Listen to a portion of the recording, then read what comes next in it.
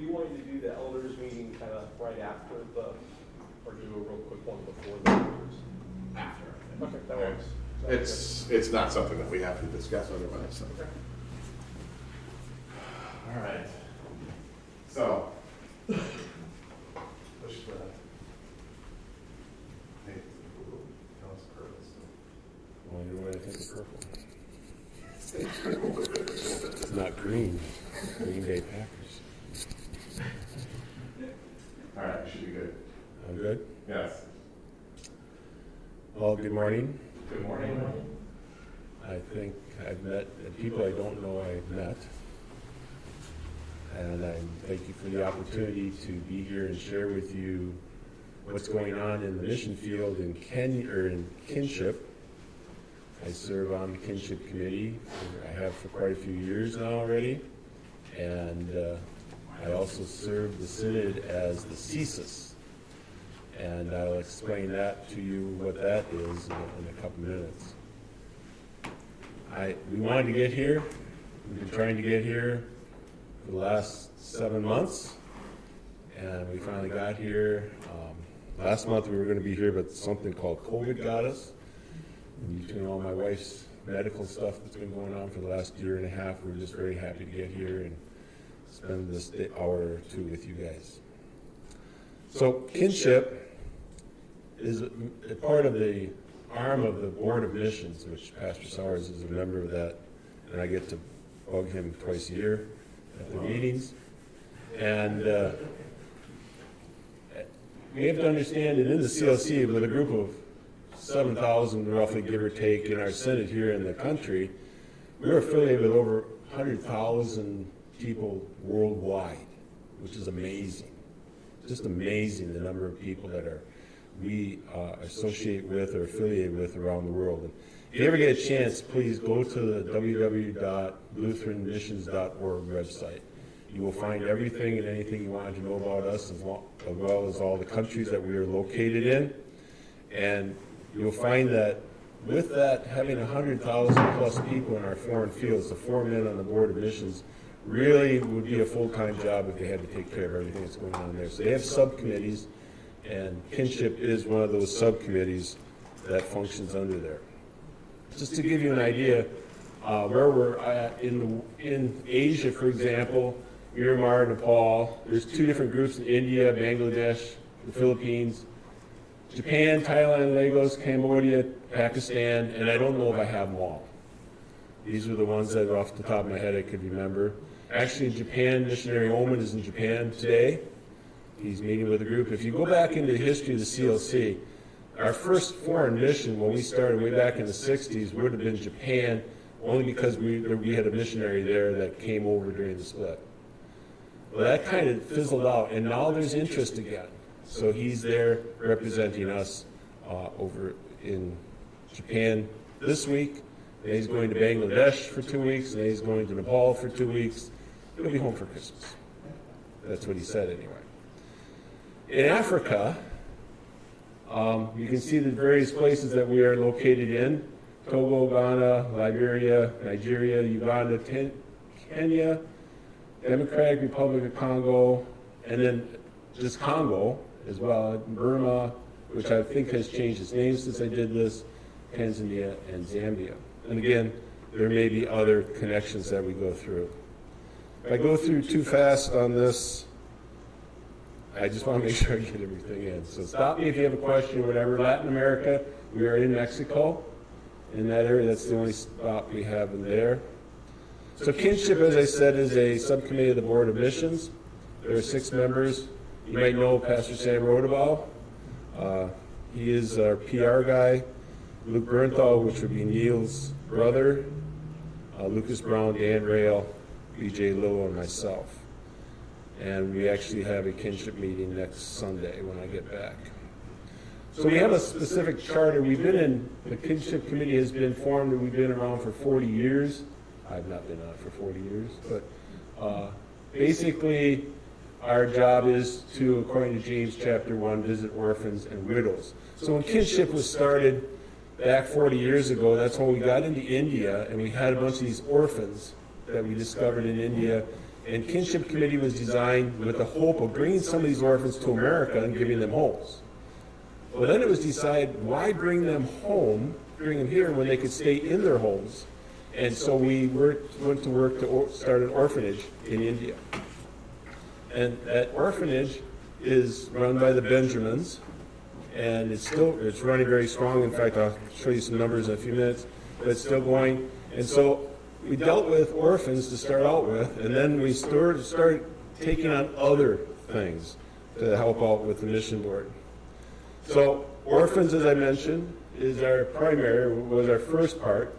If you are a sponsor of an orphan, you know you've dealt with us as a committee. We deal with how many orphans we can take on at a time and get sponsors connected with them.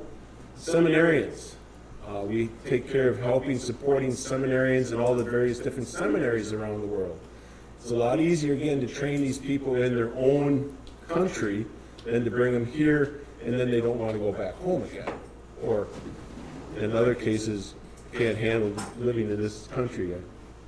Widows, we have pastors who've passed on, and these widows have no form of survival, so we give a little stipend to help them out as well. Just for example, in India alone, here's a concept that a lot of people don't understand. We have over 1,000 pastors. Think about that, 1,000 pastors with their wives, who the pastor passes on, the wife is left there. So we help them out with a little stipend along the way. Medical assistance, providing medical assistance to pastors, people in leadership. 2 weeks ago, one of our leaders in Tanzania had to have abdominal surgery. Had no money to pay for it. Kinship paid for it. Another one, eye surgery. Kinship paid for it. We had an orphan in Myanmar who had to have emergency surgery on, I don't remember what it was. There's no money available for them, so we step in and we cover or help with those bills. So basically, we become the humanitarian aid committee of the CLC in the foreign fields. In the foreign fields. I have to definitely say in foreign fields. And we're slightly busy. Storm relief. Maybe you've heard Friday night or Friday, Nepal had a major earthquake. You probably got an email, I got one, 6.4 earthquake, and we've been told that one of our congregations there was affected, but we don't know yet how badly injuries, but national news talks about 150, 180 had died, but we don't know about our congregation that's out there. So Pastor Oman is on his way there in a couple weeks, hopefully, and can get in there, assess it. If there's a need, Kinship will step in, send funds, and then hopefully the CLC will replenish those funds as necessary. So just to give you some numbers as we go along, in India, we have two different groups in India. We have the CLCI and the BELC. And so the CLCI Bible Institute has 68 pastors trained. They have 4 years of training, 17 in each group. They have graduation every year, and these pastors are going out. And they're not really replenishing other pastors. They're starting new congregations, so they keep multiplying more and more and more. The orphanage is going strong there. That's our oldest orphanage. And we are assisting 58 different widow situations in India. Nepal, we have the Bible Institute there. 11 students are there. We have 10 in the orphanage. In Myanmar, we have an orphanage there. There are 13 children being cared by Pastor Kam. But if you know about Myanmar in the news lately too, they have a bad situation going on. Then we have the CAP. I didn't see what I put here next. The CAP is the Children's Assistance Program that Kinship has, where we send a lump sum of money so that they can help all the children who not necessarily are orphans, but they need food. They need assistance to go to school. Whatever the local pastor can, we send that. We put that on hold in Myanmar because of the coup that's gone on there. The military coup, the military guy is just nasty. Anyone who's getting together, or even if a group of 4-Hers wanted to get together and discuss organization, he'd probably shoot them. He's that bad. He did carpet bombing of the rural areas because he didn't want people gathering together in groups. And so right now, actually, in one of our groups in Miramar, all the people have left the rural areas and came into the city to get away from being tortured. And we as a synod have sent them $15,000. They asked for a lot more to hopefully feed these people because they have nothing. So that's, again, part of our humanitarian aid that we do in kinship. Nigeria, for all of us that have been in the CLC for a while, we know that Nigeria is probably one of our oldest mission areas. It's had its bumps and bruises over the 45 years I've been actively in the ministry in the CLC. But we still have 7 people in the Bible Institute there. We have no orphans there, and we do have some widows. Togo, we have a seminary in Togo. We have 4 students there. We have 5 students in the orphanage, and there's over 40 children in the CAP program. Congo, we have a seminary there with 15 students. Tanzania is our newest seminary, and that is 9 students. Pastor Bruce Nauman has been stationed there. He's been there not quite a year yet. He's right in that range. If you know Pastor Bruce Nauman, he's that bunny on TV with the ever-ready batteries, just keeps going. He's tired me out already. Actually, I heard from him this morning.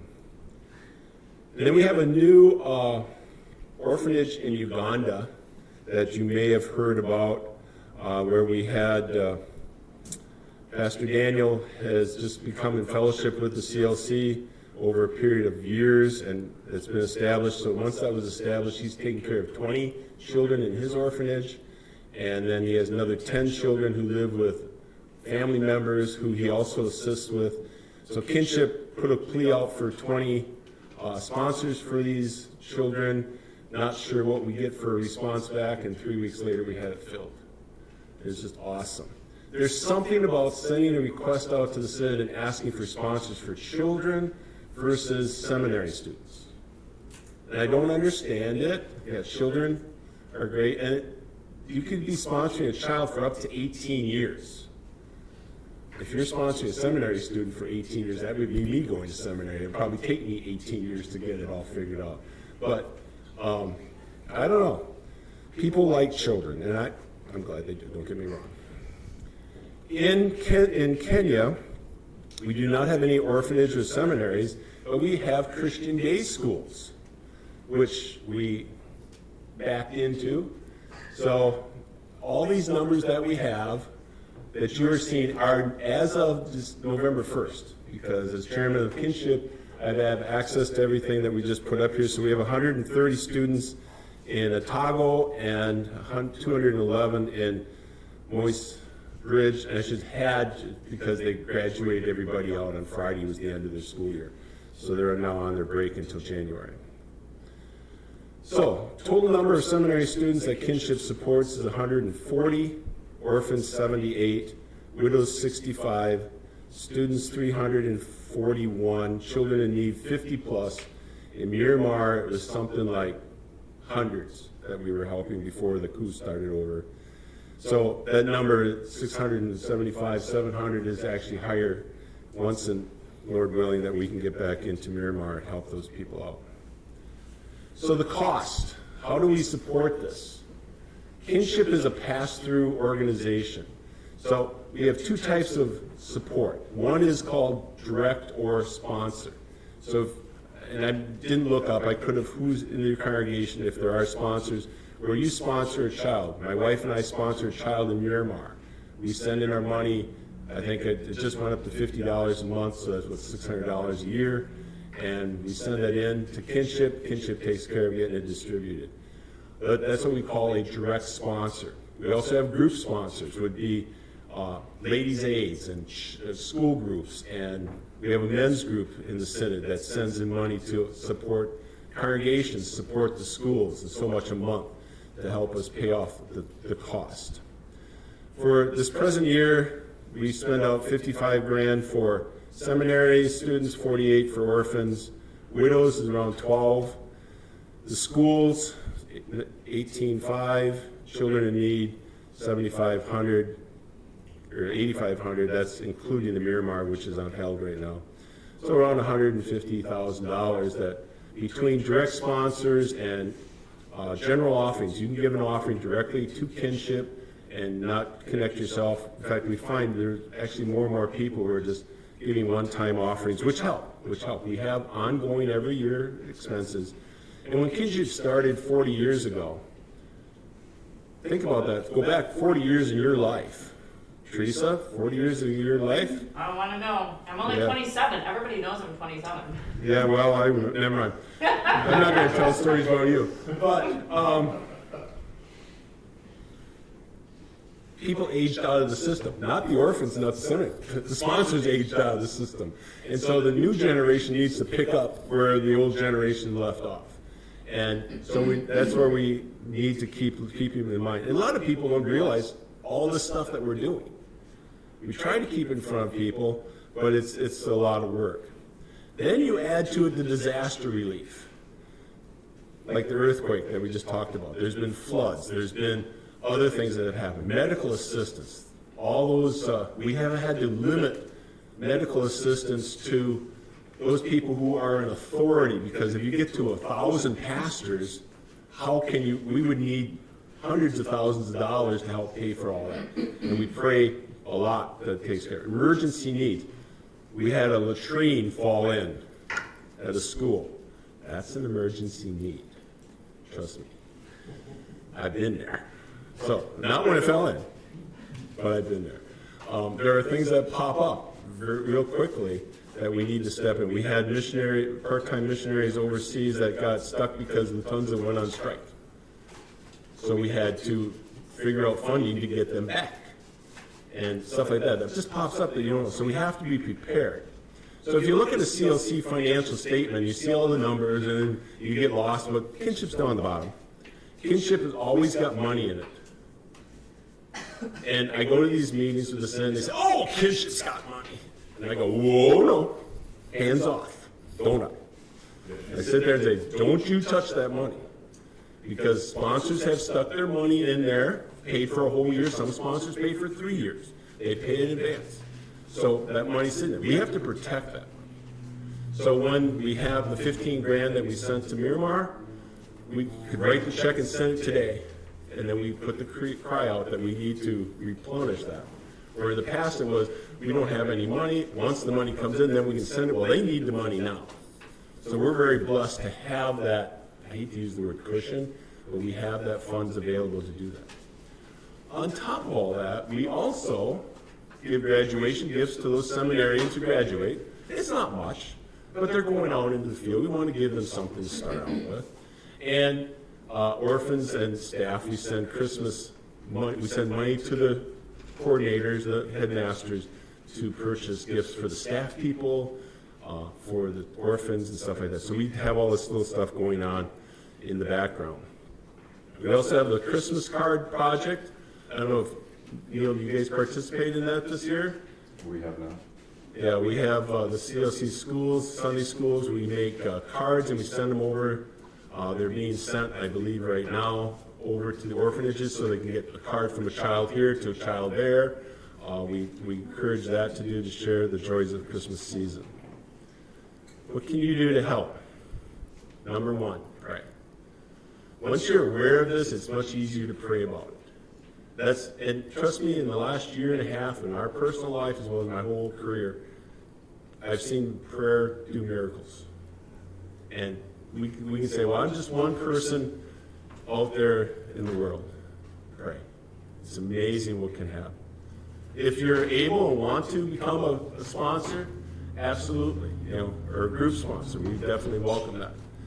There's the website I already referred to. You can contact missionary, or don't make him a missionary yet, Pastor Sam Rodabow, who takes care of our PR, and he'll get you connected to the people that need to be connected to. If you become a direct sponsor, this is something that we've come up with. Recently, you will receive one of these to hang on your refrigerator wall, put a frame around it. This is my wife and my little man from Miramar. Basically, it's a document that gives you a little background to the orphanage. It gives you some background information on him. He's 3 years old.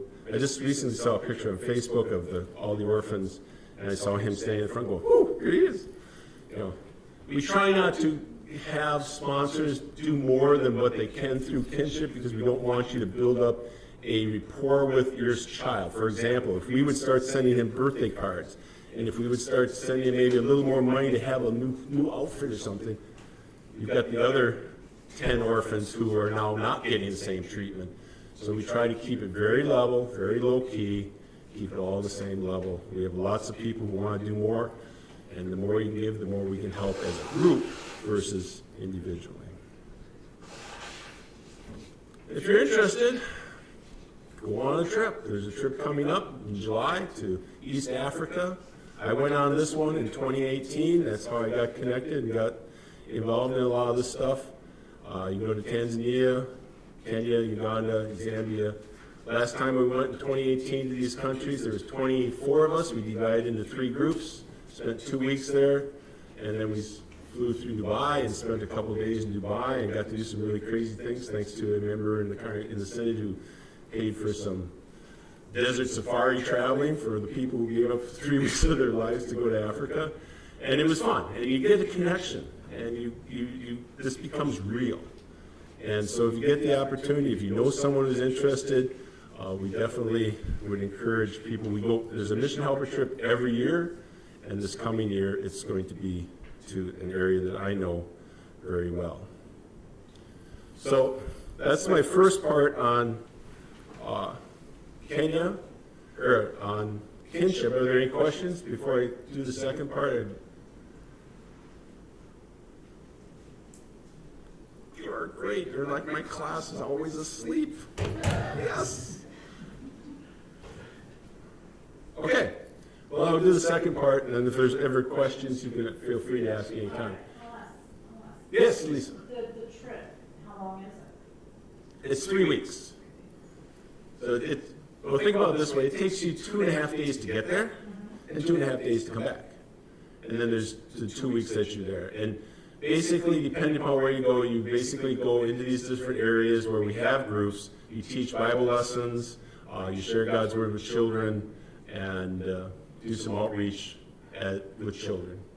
And I think when they were in Nepal this last year, Pastor Sam Rodewald was there, and Pastor Oman. I think they reached over 1,600 children. Now, Nepal is not a place that I would go because you do have to climb and you ride these buses where you kind of hang on for dear life. But the one in Kenya where I've been, and I've been a couple times, it's doable. I will say about Kenya, in all honesty, every time I've come back, you hug your porcelain toilet. Because that's just something they just haven't figured out yet. Anyway. Is it any specific countries over there? The ones for the trip that's coming up here is Kenya, Uganda, Zambia, and Tanzania. Tanzania is very civilized. Kenya is probably the one that's least civilized of all of them. So, and there's more information available on that website. And if you have questions, let me know, let Pastor Todd know, help out. So, second part, yes, absolutely. You said the stipend for orphans has gone up. Yes, it did in Myanmar because of their situation. So if you have an orphan that's in Myanmar, you'll be getting notification that it went up a little bit to help get more money into them. If you have it in a different area, then those have not gone up. One of the things that Kinship has discussed is the fact that some of our stipends haven't gone up for years. But we all know the cost of living has gone up around the world, and that we should maybe raise it a little bit, but we haven't. But that's up for discussion. And like I said, we meet on next Sunday. One of the things that we are concerned about as Christian day schools overseas is that are the Christian day schools over there truly Christian day schools? Are they teaching God's Word? Again, as I did make the comment, we backed into these schools. And I could spend another 2 hours explaining what I mean by that. But I guess you want to have church today. So, the Kinship Committee came up with the idea that we really need to put somebody in charge of the schools over there who can oversee the religion program and help them to understand the importance of Christian education. And so they decided to come up with a Christian school instructor supervisor. All great and fine until they called me to do it. And I accepted it. So I am what we call a CSIS. I should probably leave the Bible passage up there. So let us not grow weary of doing good, for in due season we will reap if we do not give up. So then as we have opportunity, let us do good to everyone, especially to those who are of the household of faith. This is my goal in helping these people. These people believe in the Lord Jesus Christ. They believe like we do. They want our assistance, so we should do whatever we can to help them, which would be true of the whole kinship program. So CSIS, I did not come up with that acronym, but Christian Schools Instructor Supervisor. And so my job has been for the last year and a half, 2 years, is to deal with the headmasters and the administrators of the 2 schools in Kenya, which I should note, I think it was like, 300 and some students total. That's gone down from 500 and some in the last couple of years because the government has changed there. But one of my jobs has been to get them materials. When we were there, in one of our trips, they had no textbooks because somebody came in and stole them. Technology does not exist. I shouldn't say that. Everybody has, all adults have phones. But as far as computers, projectors, laptops, it doesn't exist in Kenya. So we're working and have been working on a printer, able to raise some funds to get them books, so they can have books they can have to teach the children. I communicate with these people through these 2 apps. And if you recognize them, I'm sure probably this is the WhatsApp, which I never knew existed until I got into this business, and then the Facebook Messenger. And when I talk about communicating, I get lost here. Keep going, Ted. So what I do is I share a lesson a week with the schools, and I use the CLC Sunday school material that the CLC teachers have developed. And I use that and I send that over to them on Mondays. Some of the administrators use a little bit of it every day, use it for prayers, devotions. And then in Kenya, Friday is what they call Pastor Day, where they teach religion. If you're a Muslim school, you teach Muslim. If you're a Seventh-day Adventist, you teach Seventh-day Adventist. Lutheran schools teach Lutheranism. So this material gets them ready, and they follow through with that. Some of them just do it just on Friday. This is something they never had before. Again, they didn't even have textbooks in some cases. Also this past year, I started sending daily devotions, not only to the headmasters and to the administrators, but I also send it to all the contacts that I have in Kenya and Uganda. Send them a daily devotion, which, I don't know about you guys, but I have one that pops up on my email every day. It gives me a chance to take a minute to just get my mind focused on what I need to. Some of them respond every day and say, thank you, amen. And some of them I haven't heard from in 6 months. But I figure I just got to keep trying, right? You throw it out there and see what happens. And so those are the 2 things that I do besides going to visit there. Does the speaker work on here? We'll find out. Nope, doesn't. That's it. So the children there, this is when I was in Kenya, in Uganda. This is a group of the children. They're singing the power. There is power in the name of the Lord. They sing it a couple times, and then they sing it in Swahili. English is spoken. Swahili is their native land or native language, and I do have a translator that travels with me. So they're singing. I wish we could have got to hear that, but that's okay. So in Africa, as you can see, the split between Muslim and Christian, and you can see if you remember way back to that first slide I showed you of Africa, you can see why we're located where we are, because the green is Muslim and we just don't have any hope there. Kenya, let's see, do I get it? Does that pop up there? Yes, it does. So this right here, oops. Okay, well that lake is Lake Victoria, the source of the Nile. And Kenya butts up to that, along with so does Uganda from the top. And I got to see it the last time I was there, which is like a winter, 2 winters in my life, and I got another one coming up in a minute. And so I got to see that, and that's where Kenyan group is located. And so Kenya's right on the equator.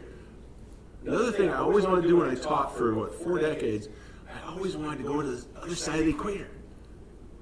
I got to do it after I retired from teaching. Couldn't tell my students about it, but I got to do it. So, well, I got to tell Teresa. So, Moist Bridge, I got a map. Don't give this all away. Here's Arusha in Tanzania, where Pastor Nauman's located. Our seminary is located there in Arusha at the foot of Kilimanjaro, largest peak in Africa.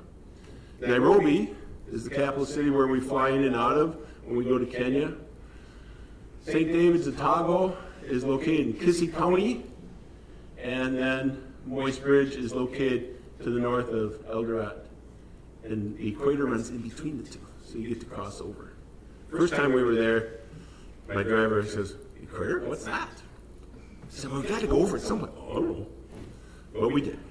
The second time I got pictures. In Wisconsin, where I grew up and live, you have to be careful of hitting deer, right? In the ditches and stuff like that. Kenya is zebras. I was just like, this is right.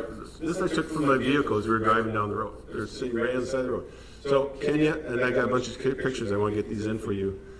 These are the other guys that are alongside the road, bamboos. You get these people when they get on the buses, the public transportation, they take on boiled peanuts, and they take on this, and they take on that, and they have all this. And then they get on the bus, and they're driving down the road, and they toss it out the windows after they get done eating. And these are the people who take care of cleaning up the garbage on the streets and the roads and highways. This is Emmaus Hill School in Moist Bridge, Kenya. That is the vehicle that we use to travel in. It's Todd Oman there in the middle, and then off to the side, Patrick, our driver, and one of my good friends in Kenya. These are the children who gathered together when we were there. We didn't get there in 2022. So the school is located on top of a granite hill, granite. You will see people sitting with little picks on piles of granite stone, picking it and popping their eyes out and doing injuries, but this is where they live. This is where the school is located. And these are the children just excited to see us. It was just right after COVID when we were there, so do you wear a mask? Don't wear a mask. We had to have all these identifications and all these certifications and stuff like that as you go on. If you look in the background, draw your attention to the building off to this side. That's a cement building that was built by Anna Segala, who's the matriarch of the group. She came in the early 2000s to Phoenix to visit a daughter, somehow found Holy Cross Lutheran Church in Phoenix, spent time with Pastor Moss and later on Pastor Graff, and said, "Boy, when I go back, I want to have a school like you guys. I want to have a church like you have." And so she went back, she said, "I'll build a church if you help me with the school." So the congregation took on, "Yep, we'll do this." So they built this building in the background here. It's a mud stick building back 2010, 2011. And it was good. It went fine for a few years. And then all of a sudden they went from having 80 children to like 300 children. And the cost went like from here to here. And they were struggling as a congregation to continue to support them. And that's how we ended up. Mission board, then kinship, and then mission board, then kinship, and now kinship has control over the school. The congregation there kept functioning, helping out as they could as they've been along the way. And in the background, you see a water tower back there. About 5 years ago, 6 years ago, through some connections I had in Madison, Wisconsin, and other people, we were able to connect with Strides of Africa, which goes around, drills wells for nonprofits, and with Holy Cross, we were able to drill them a well back there. They had no water up there, no electricity. They carried it up the hill, or they waited for rain. Another building was built over here on the side. This is another classroom, and then this classroom was built in 2017 by Kinship or MDF, Mission Development Fund of the CLC. The Phoenix congregation put the solar panels up on the top, and so there now is electricity in the school, as well as the pump can pump water. That was always the question. You get a pump, how are you gonna pump the water? And it being on top of a granite hill, it's pretty deep. So. Here's another picture of the church. The security fences were built in 2022 through kinship. And again, Patrick, he's a card. The children love him. So this building in the background here, they said that was the first stick building that was built. Also, you notice the burning of the garbage in the background. I can smell Kenya as I'm standing here. This last year, we were able to build them a new classroom. Took the old one down. When I was there in 2018, I wouldn't even walk into that building. I was sure it was going to fall down on top of me. And so we were able to build them a cement building. This building costs about $22,000. 3 classrooms. There's a new kitchen in the background off to the side that you don't see. So that's one other thing that we do. They do have this last stick mud building that needs to be replaced, and I'm hoping that in the next year or two we will have funds to do that. 7th and 8th graders, they're out of uniform because they actually came back to school on Saturday while we were there and did some studying on Saturday, and they sit in those desks, 2, 3, sometimes 4 or 5 to a desk, and they cram in there and they learn. This is teacher Daniel with his class. This is 7th and 8th graders. And this is teacher Simon with his class. I believe these are 5th and 6th graders. Staff members at Emmaus Hill with some guests there. I'll point out a couple of them. I had to throw this picture in because I love this picture of our last trip. It should be captioned, how many Kenyans does it take to open a padlock? They wanted so much to show us the pump, but they couldn't get the key to go into the padlock. I had to take this picture. The 2 gentlemen over here on the side are from Otago. They were up there with us because Pastor Oman and I were doing some colloquy work, and they came up to visit. Patrick and then Mary Segala, who I'll introduce to you in a minute. Children, your heart just sinks when you see these kids. They have nothing. The average annual income in Western Kenya is about $2,000 American dollars. So, just think about ourselves. I think about this trip and what we've cost to come down here to visit you guys. It's like, wow, what I could do over there, move mountains. We always make it a point to be there on a Sunday. I'm teaching Sunday school in the church. The banners in the background were built by made by a mission helper trip many years earlier. The gentleman in the blue shirt down here, his name is Jasper. You'll recognize his name, Pastor, as being a student at the seminary now, who's being trained to be hopefully the pastor of this group in the near future. The lady on this side is Mary Segala. The guy in the middle, I don't know. And then Anna, and then missionary Oman. Anna's the lady who started this whole thing. Mary is her daughter. She left her government job to come and be the administrator of the school. I just recently received 168 pictures of graduation of kindergarten. I could share those with you. So this is the area of Kenya that Moist Bridge is located in. It's more a farming, rural area. This is a soy club near Moist Bridge where when we go over, we didn't stay this time, but we'll stay at this place. It was the Queen of England that just passed away. Mary, Elizabeth, Fred, whatever. When she became queen, she was in Kenya when her dad died, and she was at the soy club. They make it a point to show you the room that she stayed in. So it's pretty nice for Westerners to stay. I know it's not bogs of rice. This is Haste Makes Waste. It's patties of rice, bogs of cranberries. You should know that. So just rice. Those are rice patties back there, again, traveling across Kenya. Kenya's #1 export is coffee. #2 is tea. And these are tea. There's several members who have tea fields. They go out and they pick the tea. It's all picked by hand. The leaves are picked. They have tea companies in that area. This is our trip from Moist Bridge down to Kisii region. Over the side, you see this Lake Victoria. That trip, Kenyan transportation, or riding in the roads, they have speed bumps to control speed. So just when you finally get up to about 50 miles an hour, you hit a speed bump, slows you down. And I was sitting in the back of the Land Cruiser, and my Fitbit registered 8,000 steps during that trip. So you can imagine the type of road it was as we made it down. How long did it take to go 150 miles? It was just short of 8 hours. Yeah, it's not a fast trip by any means. Again, this is us crossing the equator. This is the symbol at the road. Kenyan Night. And this is St. David's Kinship School in Otago. Notice the geography has completely changed. This school, when I was first there, is like, it's a hill.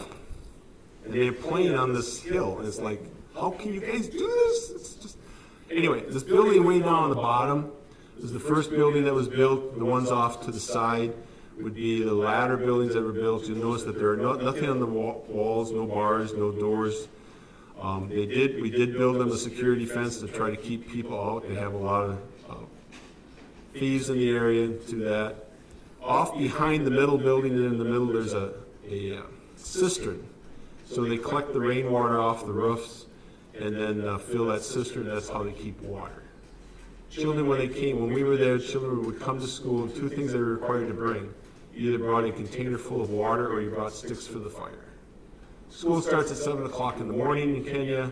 You go to school till 12 o'clock when they send you home for 2 hours for lunch. You come back at 2 o'clock and you stay to school till 4:30, 5 o'clock and go home.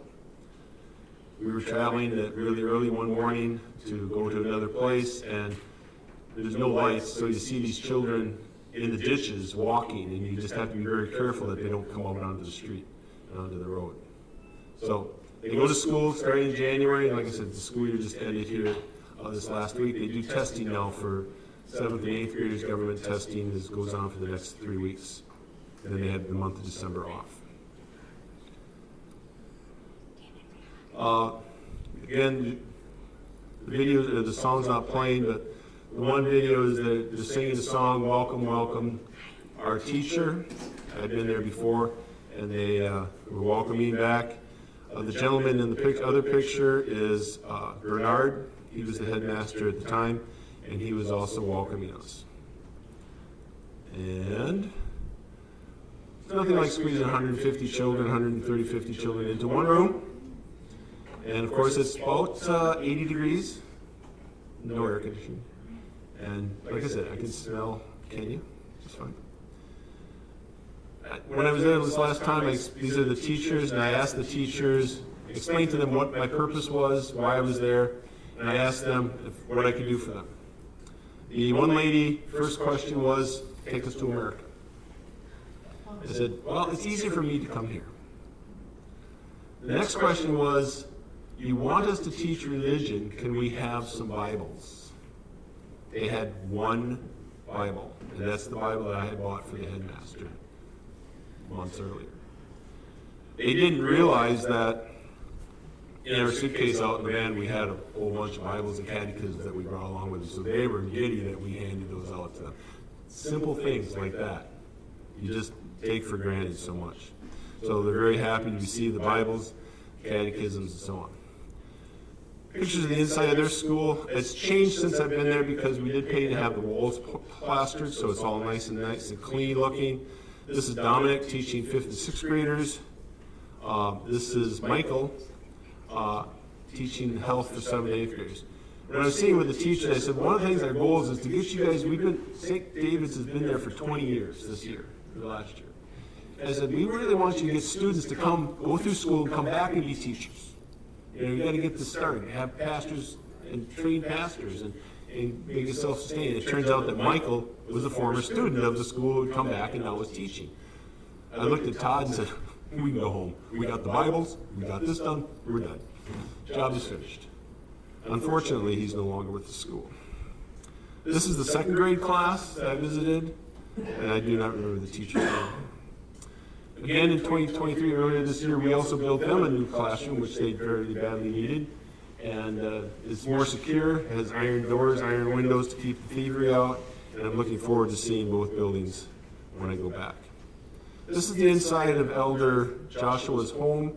We had lunch there, so give you very simple, and his grandson managed to join us. This is Pastor Enosh, who's the pastor of the congregation. and the group and his grandson. We had lunch at his house. These are 4 of the teachers, male teachers that I was with. Unfortunately, all 4 of them are no longer with the school.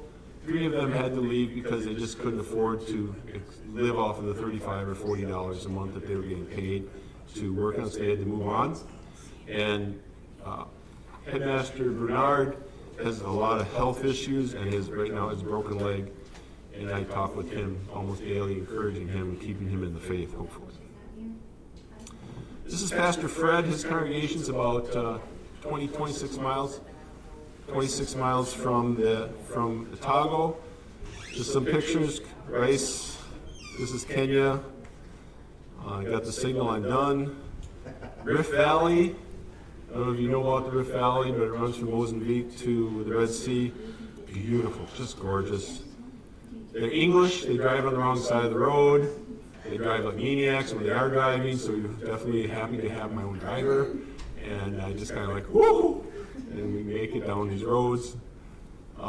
These are pictures I took of a safari trip that we did. My driver did take me on. These are actual pictures I took, and I look forward to getting back there. So that's the CSIS program. That's the kinship program. Hopefully I've given you an opportunity to kind of see, when you see these things in your bulletin, you hear words about them, gives you a little bit of background to them. We're a very busy organization group trying their best to take care of the little needs of people in our foreign fields. And it's a full-time job as a retired person. It just keeps me busy, and I hope that I've opened your minds and eyes to something, and definitely giving you all something to pray about. If you have any questions, I'm here this morning, and we'll gladly, or contact Sam, Pastor, we will gladly answer any questions anyone would have. Thank you, Ted, appreciate it. I just got cut off. Story of my life.